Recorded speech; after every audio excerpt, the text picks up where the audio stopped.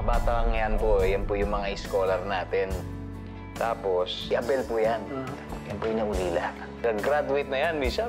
Pwede po ba kayong magsabit ng medal sa akin sa graduation ko? Gusto mo, pati tumambling-tumbling ako papunta ron, gagawin ko eh. Ano gusto mo? Gusto kong pakilala sa inyo si Father Lorenzo. Siya yung papalit sa akin. Father, ano yun? Iwan niyo na kami? Hindi ko makakalimutan yung pangako ko sa'yo. Nagdesisyon si Father Kokoy na tanggapin ang isang bata para mabinyagan kahit na hindi kasal ang mga magulang nito. Hindi pwede yun. Sister, hindi ho naman magkakagulo. Kung binubuksan natin ang simbahan sa mga batang inilalapit para mabinyagan. I represent the majority of the council. Kung sino lang yung karapat-dapat at katanggap-tanggap para sa karamihan, yun lang ang maaaring binyagan. Bilang kura paroko, ako pa rin po ang may final say dito ho sa council na ito.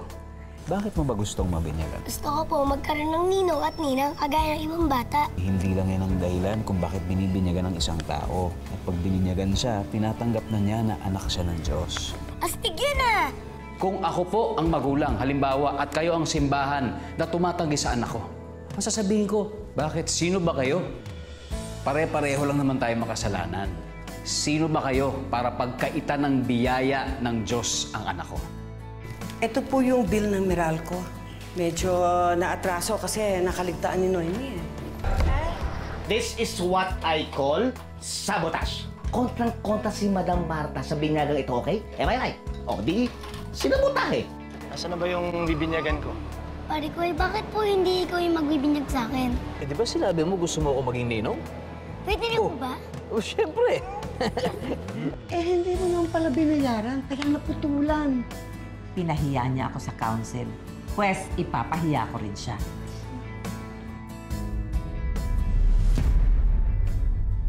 Ano pong pangalan nung binigay niyo sa kanya? All, Father. Paul, I now baptize you in the name of the Father, and of the Son, and of the Holy Spirit.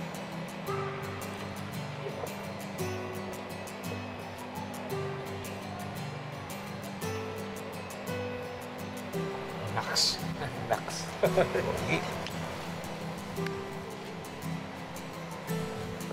Wini-welcome po natin ang mga bagong miyembro ng simbahan.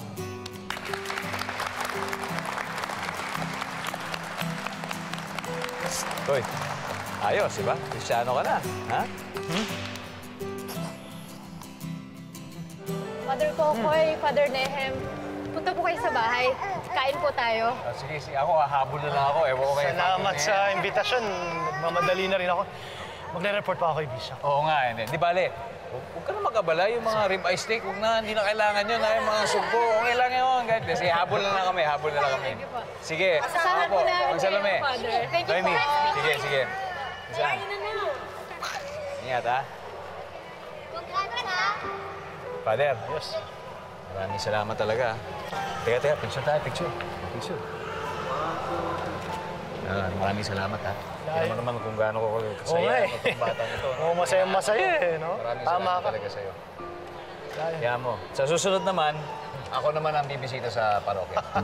Sinabi mo yan, hihintayin ka ni Jan. Magja-jamming daw tayo. Oo nga pala, nakalimutan ko. Tama si Jan. O sabihin mo nga, andaan niya yung Nakahanda niya na. Baka siguro, baka next week siguro. Next week. Maraming salamat, ha? Thank you. Kaya ingat, ha? Paano ba yan? Ha? Ninong mo na ako. Ano ang tawag mo sa akin yan? Ninong pare ko eh. Yeah! Tara. Saan tayo punta? Doon oh. Sige, kakain pa tayo.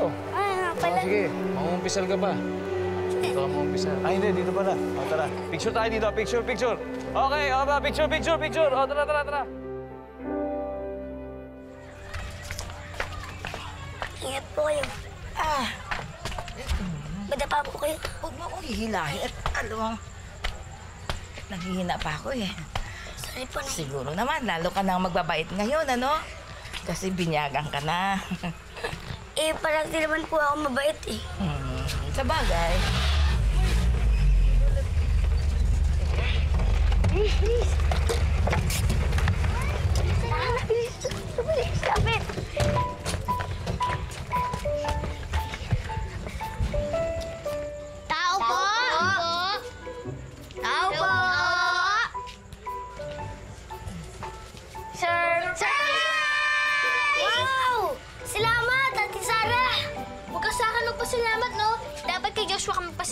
kasi ang daddy niya nagbigay nito. At sinabi rin namin ni Sarah kay Joshua na bininyagan ka. Salamat kay Joshua, ang bait mo talaga. Apir! Oo naman. Dapat tayo mga friends, sama-sama lagi, di ba? Pero may isa pa kaming surprise sa'yo. Ito. Wow! Astig! May regalo pa! Buksan mo na yan. Gift namin ng Sarah at Javi sa yan. Uy, yan na! Ayan na! Sa tingin mo ano yan? Sa tingin mo ano yan? Wow! Paano naman kami makasama dyan? Yaya, akin na po. Ganito. First, magsa-selfie-selfie tayo. Selfie po! Kaya. Upo, kasama po. Nay, tara. Dito po tayo, dito po tayo. Tara. Po. Cheese!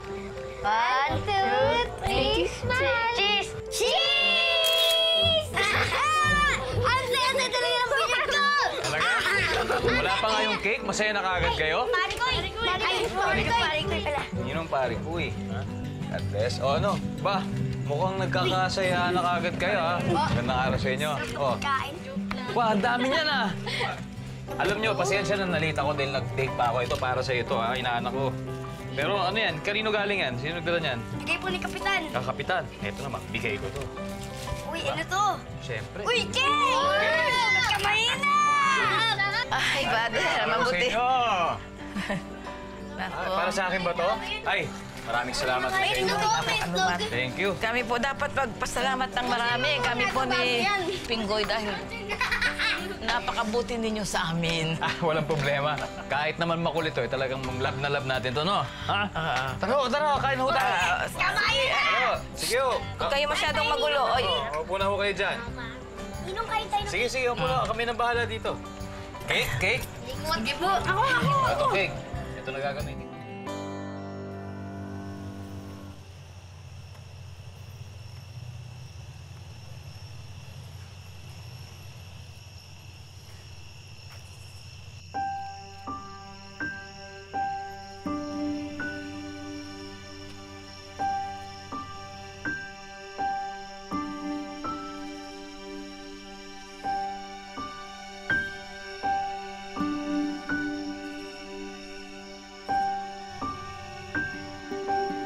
Father, Oh.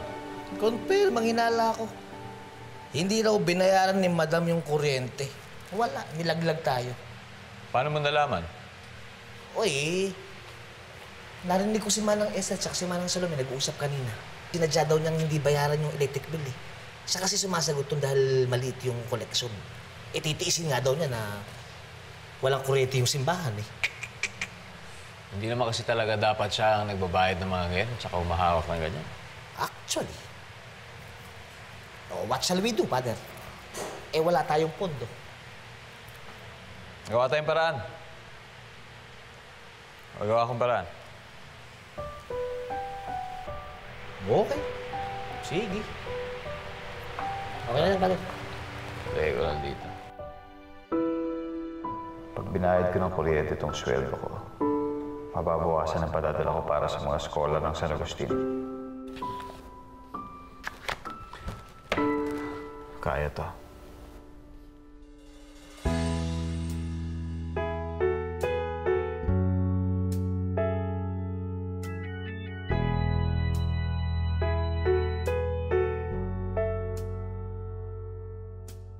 Kung ikaw ay naliligaw at hindi mo alam kung kanino pupunta. Kahit ano pong mangyari, nasa inyo pong pagtitiwala ko, Panginoon. Kayo ang magpupuno sa lahat ng kulang, for you are our great provider. Tinataas ko rin po sa inyong problema namin ni Sister Martha. Dahil po doon, marami nang naapektuhan. Huwag ka nang mag-alinlangan. Kung natisod ko po at na-offend ang isang taong malaki ang ginagampanan at naitutulong dito sa simbahan, patawarin niyo po ako. Pagkat ako'y narito. Yan na lang, no? Hindi talaga pumayag sila. Kaya, Ma'am, dito po tayo. Promissory kaya tayo. Father, may bisita kayo si Ma'am Eva. Hi, sister. Good morning. Morning po, Good morning, Father. ho. Good morning. Yes, ma'am. Maupo kayo. Oh, okay, thank Pasensya you. na, medyo mainit, ha? Opo. Electric pa. Ano po ang malilingkod ko sa inyo? Yan, lapit pa natin. Father, nakarating po sa amin ang nangyari nung binyag. Marami po naging usapan at palitan ng opinion among the members of the council. And we have arrived at a common decision. Na lahat po ay gusto pa rin tumulong. At lahat ay gusto pa rin sumuporta. Okay.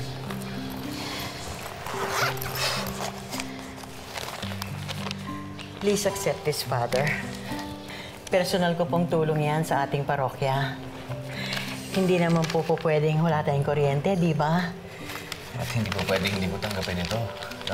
Para sa kuryente natin, para sa parokya natin, di ba? Maraming salamat po talaga. Amy, paki-issuehan nga si Sister Eva ng resibo natin. Opo, Father. God bless you. Thank you po, Father. At gaya ng sinabi ko, patuloy po ang aming commitment sa inyo bilang pari namin. Thank you. At kay Martha, our President. Kaya po, in behalf of the Council, ay hinihiling po namin na sana ay magkasundo na kayo. Mangyayari yun. Bakit ako makikipagkasundo kay Father? Hindi ko ibababa ang sarili ko sa kanya dahil siya may kasalanan, hindi ako. Sister Martha, pride lang ho yan. Di naman sa pinaiiral ko ang pride ko. Kaya lang talagang nasaktan ako nung lantaran niyang pang-insulto sa akin at pambabaliwala ni Father sa akin. Sa tingin namin, hindi yun intensyon niya. Magiging malinaw po ang lahat na ito kung mag-uusap kayong dalawa ng maayos.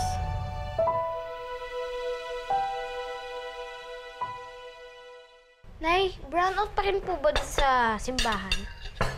Anak, huwag mo nang problemahin yun. Kain na lang ng kain. Stops. Huwag mo na kayo magsisimula. Dali, Wow, favorite po yan ni Nanay, ay napakasarap ng kare-kare na to. Alam mo ba, yung dun sa kanto, yung kay Aling Nena, ito yun eh. Parang may good news ata, Sandali lang at aabot tayo dyan. Kailangan matikman niyo to. Naku, napakasarap nito. Ito na. Tikman mo muna yan. Bakit po ni Tatay pag masaya siya, no? Dali. Natanggap ako sa trabaho. Magsisimula na ako sa makalawa. Wow naman! Galing ni Tatay, oh! Salamat naman, ang daming blessings. Oo naman. Oh, anak, ikaw, tikman mo naman to. Sige po. Tikman mo na yan. Tikman natin yung kare-kare. Alam mong... Sige, yan. Masarap yung part na yan. Mahirit nga yung barkada eh. Mag-celebrate daw kami. Naku, iinom na naman kayo niyan. Pa naman. Sige na, pumayag ka na naman ha. Minsan-minsan lang naman eh. Uy, papayag na yan. Ikaw talaga. Ay, ikaw talaga. Sige na. Itong mahal na mahal. Alam, mahal na mahal kita eh, ha? May magagawa. Uy, sweetness! Sweetness ka dyan, ha? Ikaw, Sarah, kung ano-ano nang alam mo, ha? Oo nga, kumain ka nga dyan. Oh. Tutikman mo to, anak. Alam ng lahat ng naririto ang naging sakripisyo ko para sa simbahan. Isa ako sa nagtayo ng pundasyon nito. Hindi mo nakita yung paghihirap ko, Father. Tapos sa isang iglap, basta mo nalang babaguhin lahat. Sister, hindi naman po ganun ang intensyon ko. Naniniwala po ako na wala po talagang katumbas ang lahat ng taong pagserbisyo niya dito sa parokyang ito. Hindi katulad ko na isang bagitong pari lamang. At naintindihan ko po na iniisip niyo na baguhan lang ako dito at wala po akong alam. At magkaiba man ang ating opinyon at pag-unawa sa mga bagay, sana po nagkakaisa po tayo. Yan lang naman. Sister.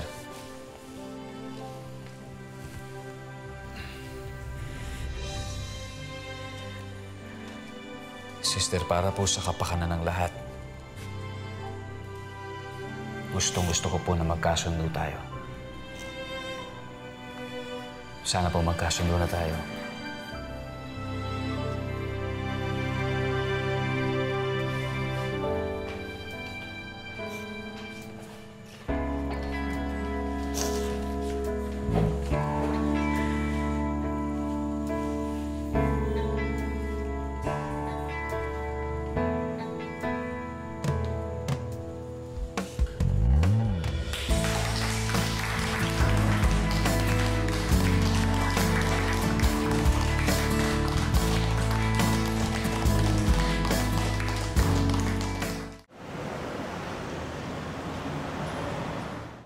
Akala ko ba hindi ka napapayag na makipag-ayos diyan kay Father?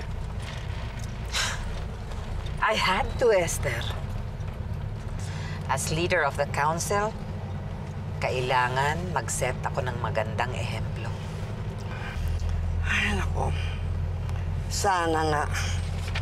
Baka mamaya magkaroon niya ng impression na pasunod-sunurin ka naman. Pagkatapos, ganyan ang mangyayari sa'yo. Kaya kayanin ka na naman. It's the other way around, Esther. Nakipagsundo ako sa kanya para alam ko ang mga kilos niya. Kung nababantayan ko ang bawat kilos niya, I will know exactly how and where to attack him.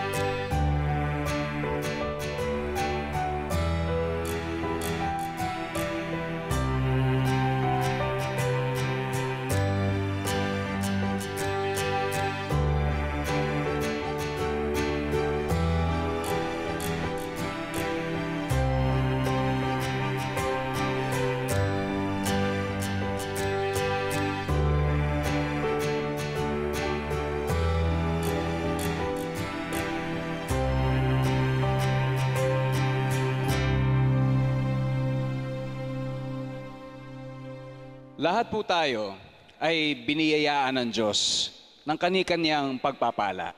Di ba?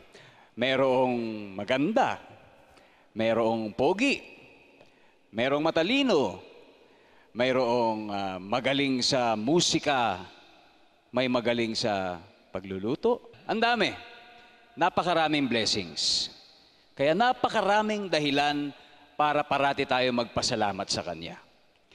Pero minsan, aminin natin, may mga pagkakataon kung kailan itong mga biyayang ito, itong mga pagpapalang ito, ay naaabuso natin. Na itong mga pagpapalang ito ay nagagamit natin sa hindi magandang paraan. Nagagamit natin sa hindi tamang paraan. Halimbawa, ang mga mayayaman na nananamantala sa mga mahihirap. Ang mga malalakas na nananamantala sa mga mahihina. Power play kung tawagin. Bullying kung ginagawa. Ito'y halimbawa sa pamamaraan ng paggamit ng lakas para manakot ng iba. Ito'y kapag gumagamit ka ng impluwensya para manapak at manakot ng iba. Ika ni Tomas, not cool. Pero hindi naman po ako nanlilibak. Dahil tulad ninyo, sigurado po ako, dumating ang isang punto sa buhay ninyo kung saan inisip ninyo, may instant sa buhay ninyo na nakasakit kayo ng kapwa ninyo. Ganon din po ako. Dahil tulad ninyo, marami na akong nasaktan. Bakit? Dahil tao lang din ako. Tao lang tayong lahat. Tao lang tayong lahat na nagkakamali. Pero ang pinakamahalaga sa lahat ay kung papaano tayo hihingi ng tawad sa Diyos, hindi ba? Ang pinakamahalaga sa lahat ay papaano tayo hihingi ng tawad sa mga taong nasaktan natin. Kaya sana, pagkatapos po nito, sana isumpa na natin ang pananamantala. Sana kalimutan na natin ang pang-aabuso. Sana talikuran na natin ang pananakit sa iba. Dahil ika nga ni Jesus, kung ano ang ginagawa ninyo sa inyong kapwa, ay parang ginagawa nyo na rin sa Kanya. Tapos na po ang misa, humayo tayo at huwag na po mambuli.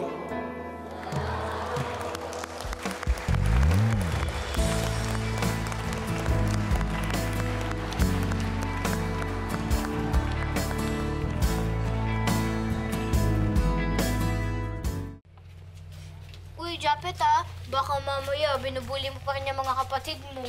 Hindi na kaya. Talaga ba? Oo. Sigurado ka. Sabi nga ni Ninong pare ko, huwag naman bully. Tama. O kaya kayo naman, pag maglalaro, huwag din makalat, okay? Papa, Nay. Sige. Ano kayang lalaroin natin dito? Sarah? Nga iniisip ko Iyon sana, kaya lang, di ba, pambabae lang yan. Alam ko na, nanay, tatay na. Gusto ko yun! Oo, sige na, laro na tayo. Sige na. Yung ganun. Yung ganun, nanay. Sige na. Nanay, tatay, gusto ko din.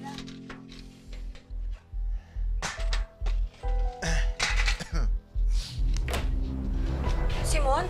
Naku, Simon, wag mo kunin yan. Matagal kong inipon yan para sa tuition ni Sarah. Bihitin yung inom wala nang alak. Naku, hindi pwede. Akin na yan. Sige na, tumigil ka na lang ng inom. Lasing ka na naman Ano kinukontra, ha? Gusto ko. Bakit ba kayo ni Sarah? Kaya nga tumahimik ka. Kaya nga tumahimik ka, di ba? Hindi, pero maawa ka naman kasi marami tayong babayaran. Babalik ko naman. Kahit doblein ko pa ang pera. Si Ite yata yun Wala na tayong pera. Tumutulogin ko ba? Babayaran! Maawa ka naman! O, bakit tahimik kayo? Si Ite po yata kasi galit po kayo na Sige na. Doon na kayo sa labas. Doon na kayo maglaro.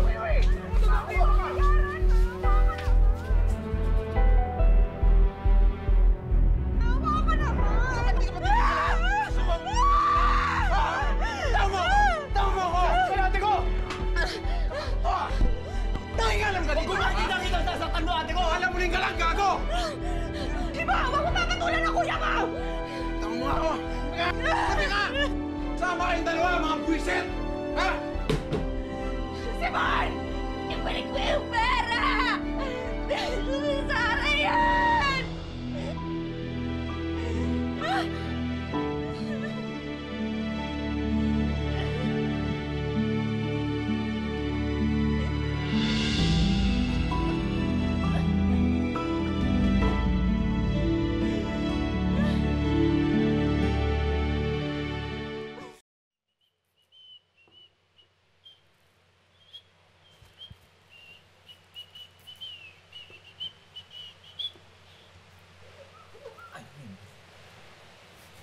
Ay, mabangon na! Ate, grabe ka naman makagulat. Wagas na. Anong nakain mo? Ba't lang nililinis mo tong Santo Entierro na? Pader, ilang kalembang na lang magmamahal na araw na. Busy na naman dito sa simbahan. Oh, edi ayos. Ibig sabihin, maraming tao lalong pumupunta rito. Nanunumbalik ang kanilang pananampalataya. Hindi rin, Pader. Ang busy lang dyan, Pader, yung mga arimunding-munding tsaka yung mga thunders. Oh. Sila lang yung nagbibisita iglesias, nagsasete palabras ng Station of the Cross. Tapos yung iba dyan, dating gawi. Sugal, toma. Wala namang pakialam yung mga yung Pader sa ganap dito sa simbahan. Sayang, no? Sana ginagamit na nila yung panahon na yun para manumbalik sa Diyos. Kaysa kung ano-ano pa pinag-aabalahan nila. Pader, sa pinagpala, wala yung mga sakripisyo. hindi naman titigil yung sa bisyo nila eh. Eh di sana yung pagkanega mo ang itigil-tigil mo, di ba? Siyempre, kailangan positive thinking tayo dyan. Alam mo kasi, dapat itong paparating na Semana Santa, dapat mag-concentrate tayo sa mga sakripisyong ginawa ni Jesus para sa atin. O pwede mag-umpisa sa isang tao yan, tapos may influensyahan mo yung mga nasa paligid mo. Kasi ganun kami noon sa San Agustin. Hoy, quiet mother ah. Eh wala, eh... Siyempre na, di ba?